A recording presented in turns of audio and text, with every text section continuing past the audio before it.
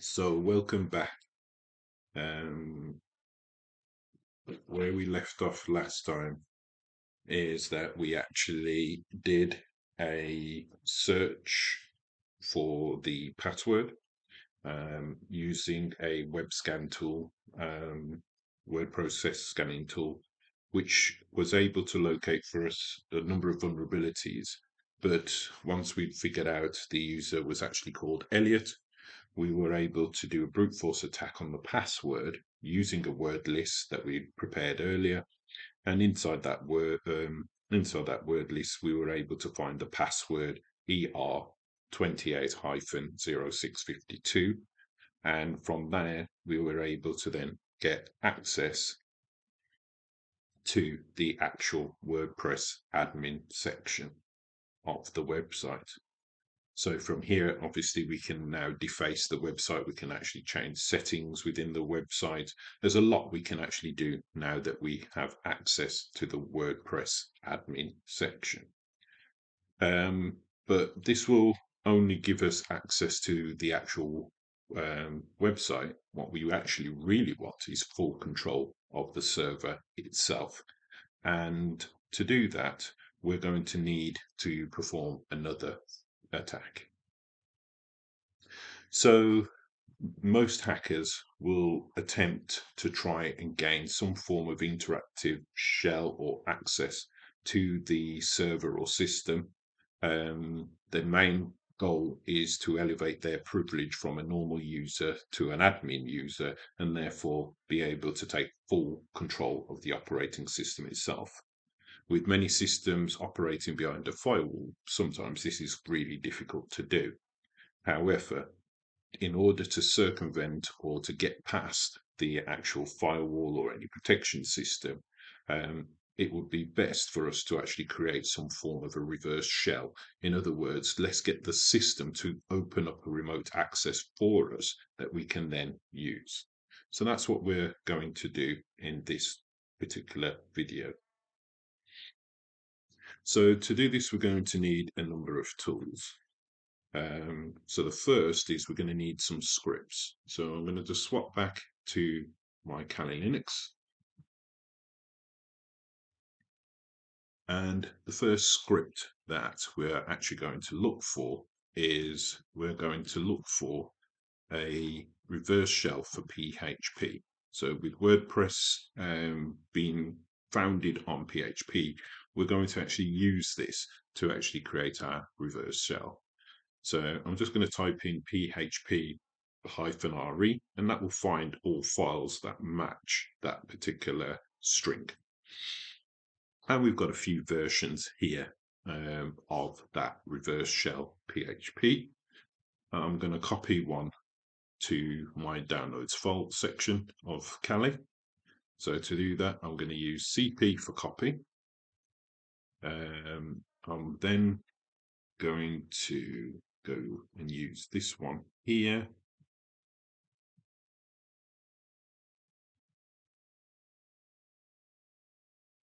And that's then the path to the actual file that I wish to copy.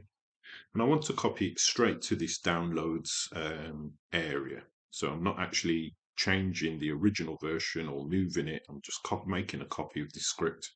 And I want to copy it to the downloads. And to do that, I just need to enter a full stop, which basically says copy it here. And now if I press that, enter, that is done. That's how quick it is. So if I now get a list, you can see that we actually have a copy of that file, a PHP file. And this is code that I can sort of embed into the website potentially. So if I do a cat on that particular script, even though you may not understand everything that's inside here, you can actually see that this is actually a web development language, PHP. So here's the script. This is what it looks like.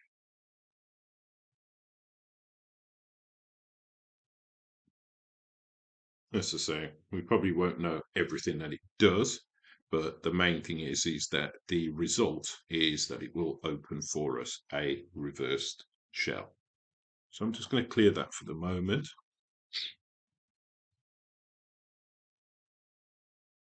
And now that we have our payload, or in other words, we have the thing that's going to effectively open up a back door for us, what we now want to do is to find a way of how to transport this code into the actual web server so that it will actually give us access or remote access to the actual server.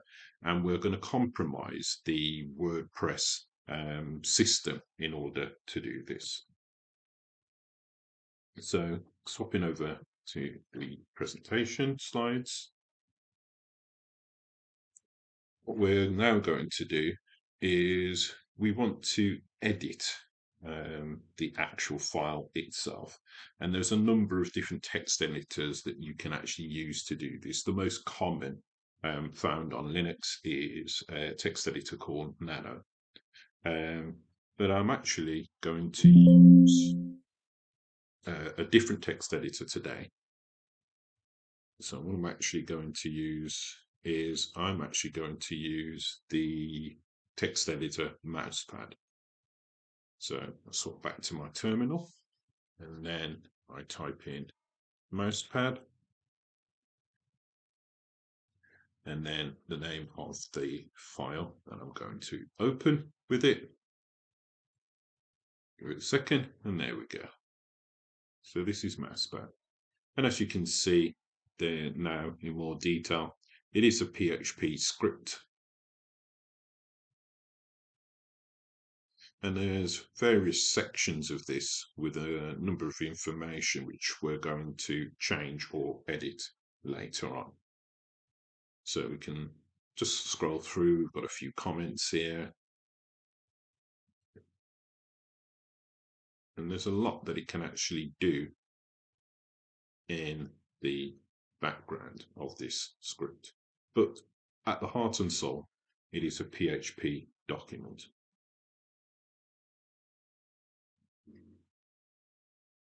So one of the things we're going to want to do at this stage is to change the IP address. So I'm going to need the IP address of this. So I'm going to just open up another terminal for the moment.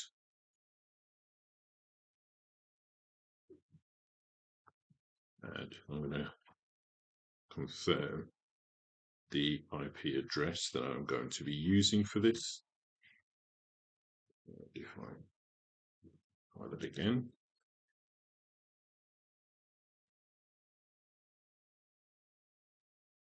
And you can see the address is here. So I'm just going to copy that IP address. And I'm just going to change the IP address here.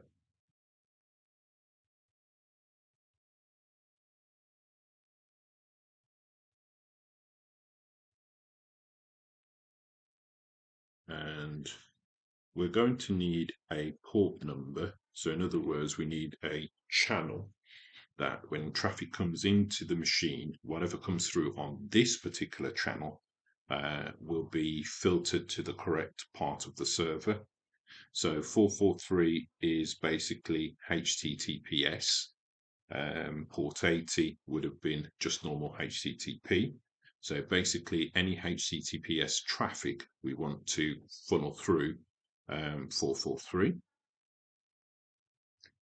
And once we've done all of that, we can now save this. And I can now do a Control A, which will highlight everything. And then I want to copy that particular script. And if I now go to my browser, I'm going to go to the admin page, which you'd already gained access to. I'd saved the password, so that's why it's opened it straight away without asking for the username and password, which you'll remember was Elliot, and then it was ER28-0652. And that would have got you this far. Now I'm actually in the administration of the WordPress file. I want to alter scripts on one of these pages. So I'm looking for appearance, and I want to go to the editor, and we have a number of themes here. And the one that I want to modify is actually the 404 PHP. And if you know anything about websites, then you'll know that 404 is actually when a particular page cannot be found. This particular script would run, or this page would run to say, sorry, that particular page you're looking for doesn't exist. So a 404 error means basically something is missing. So I'm actually going to alter the 404 template. So I'm just going to select that there. And then I'm just going to highlight everything here. And then paste in my script that I've already had copied from our reverse shell PHP file. And I'm just going to paste it here. And you can see here the file has been successfully edited. What this basically means is now that I've replaced the 404 script with the contents of my reverse shell, if there was a page that was missing, or if we triggered it by a page that trying to look for something that wasn't there, then effectively, inadvertently, we would actually trigger the reverse shell. So this is going to be extremely useful for launching our payload later on. So I'm going to stop the video there, and I'll speak to you in the next one. Right, picking up where we left off.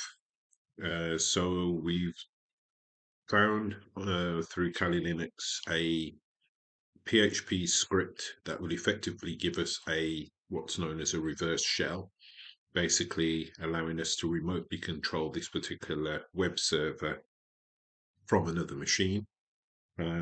What you can see on screen, we've edited the 404 template, or the 404.php file, and you can see that I've inserted the IP address and also a port number, and this will basically make this website, which is on 192.168.28.3, actually try and connect to a remote machine, 192.168.28.4, which effectively is our hacking computer or laptop or device, on port 443. So effectively, rather than we as hackers trying to break into the web server, we're actually making the web server actually contact us and effectively give us a reverse shell. So we'll just swap back over to the presentation for the moment.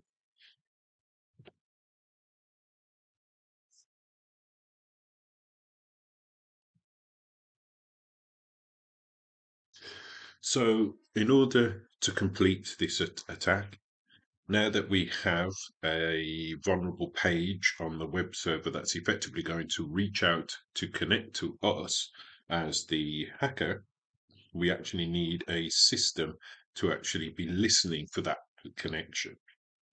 So we're going to use something called Netcat.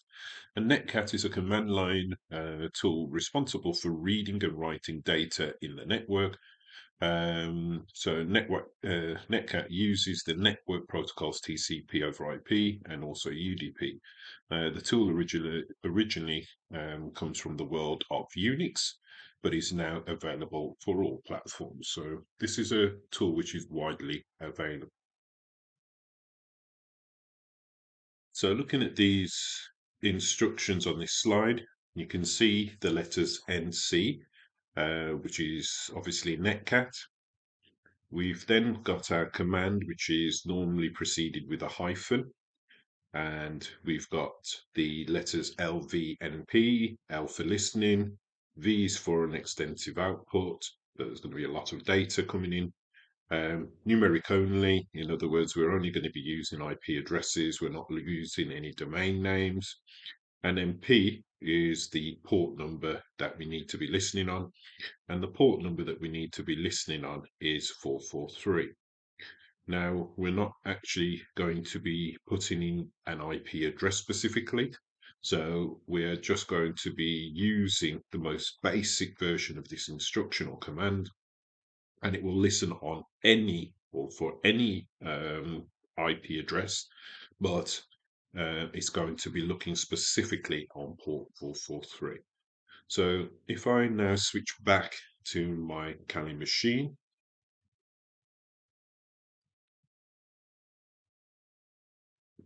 I'll switch to the terminal. I'm going to type in the instruction. So listening, extensive traffic, numeric IP, port number 443 is the port that we're going to be listening on, and then press enter. Then that puts our Kali box into a listening mode. So we're now listening for any traffic trying to connect to us on 443. So if I go to my browser, and just go here, if it's a page that actually exists, then if I switch back to the command prompt or the terminal, you can see nothing happens. But if I try to access something that doesn't exist, such as hi, so I know there is no folder or no section of the system looking out for this, then it generates what would have been a 404 error. So normally on websites, there'd be a message here that says, sorry, this page doesn't exist, or you're trying to go to somewhere that's not available, etc. So if I now switch back to my terminal, you can see now that we have access. So it's allowed us to connect to a machine, a remote machine. So we are on 28.3 and 28.4, which is our Mr. Robot server, has now connected to us. And we are effectively able to access that system remotely. So if I was to do an LS, it will list for us a load of directories and files which are all available on the Mr. Robot machine.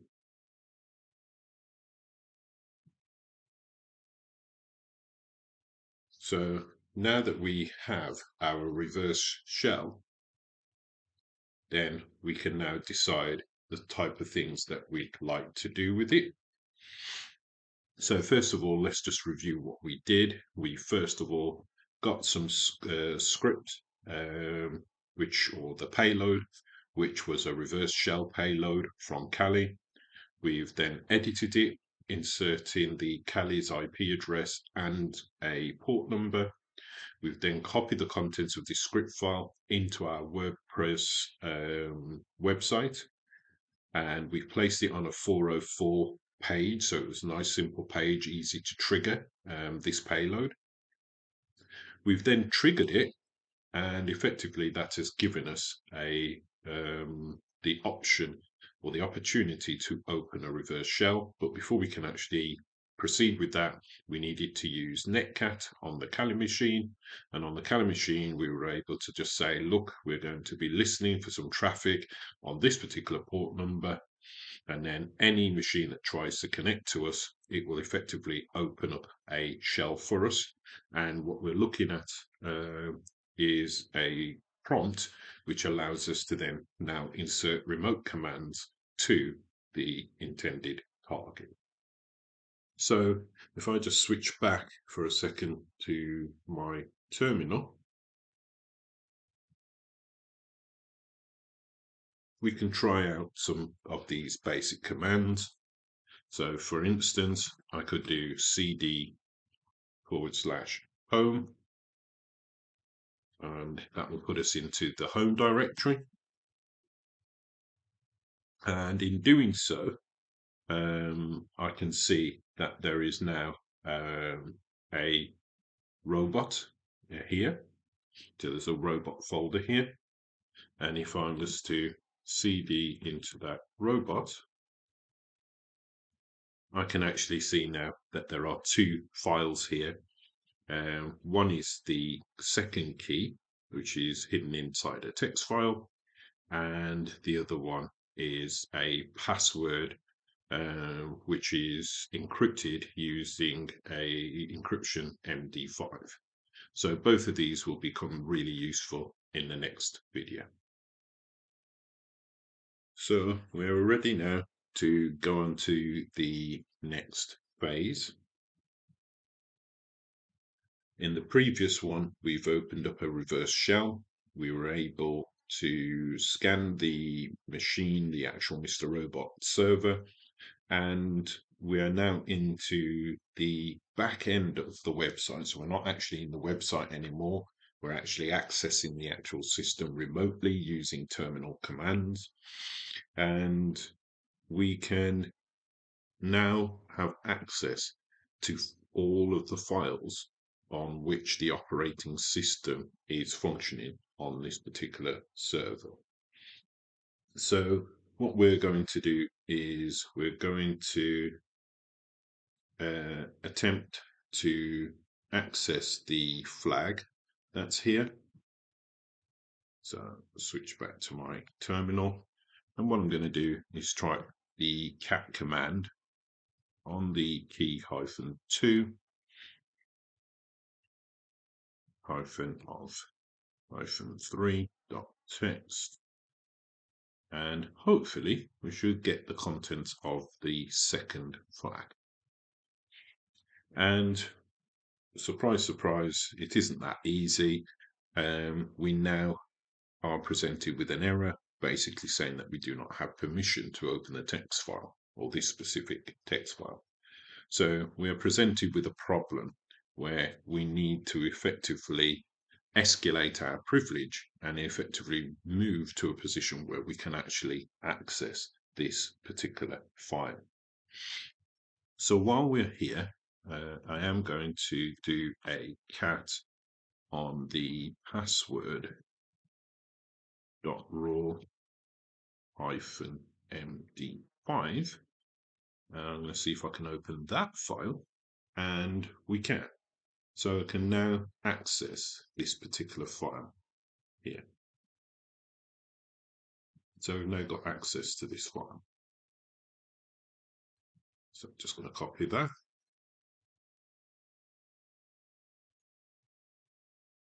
And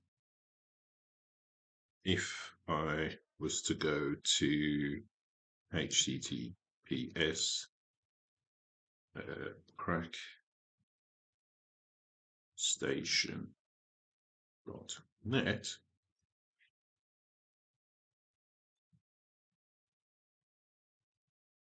I can paste the file or the hash that I was given.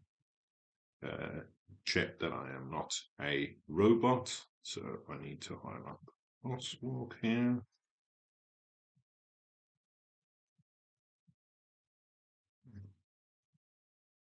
Yeah, that's fine. And now I want to crack the hash. So this now will be able to crack the MD5 encryption for this hash, and it's presented us the result, which is basically the alphabet. So I've now got that stored, and I'm just going to pop that into a notepad so we can call on it later on should we need it.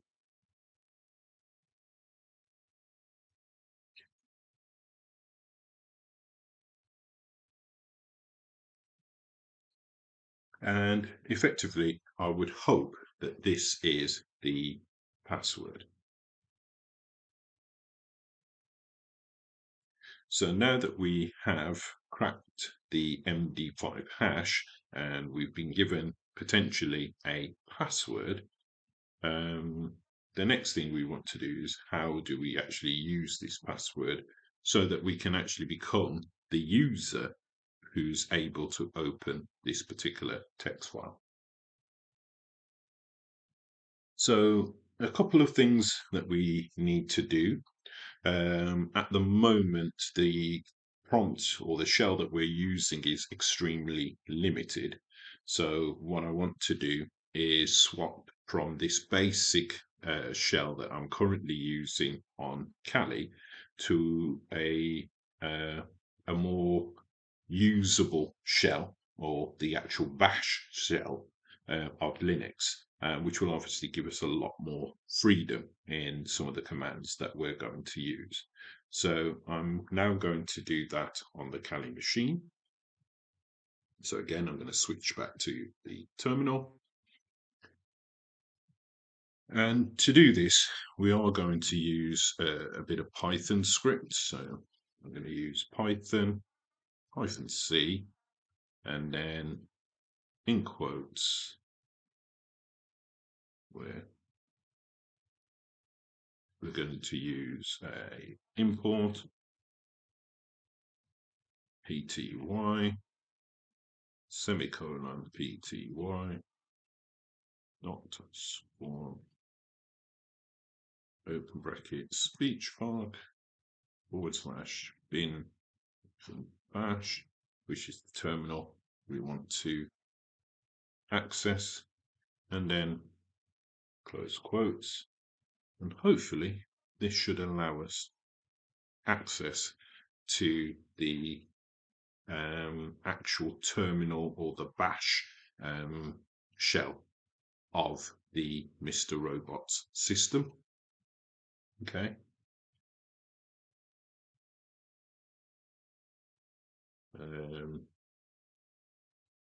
So we can't use clear here.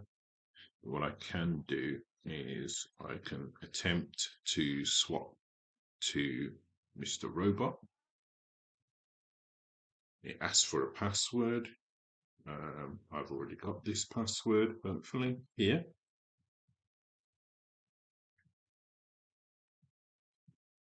So I'm just going to paste that in. There's your password. And now that I've got that, I am now user robot. And I can now attempt to cat the second, third text file. And now we've opened and we've got the second flag. So success. So now we have successfully been able to gain access to the remote shell or reverse shell of Mr. Robot. We've been able to change from one user to the other and been able to decrypt an MD5 hash file to gain a password, which has allowed us to become Robot as the user and therefore have the correct permissions to then be open that particular text file. So that is all for this video. We'll search for the third and final flag in the next video.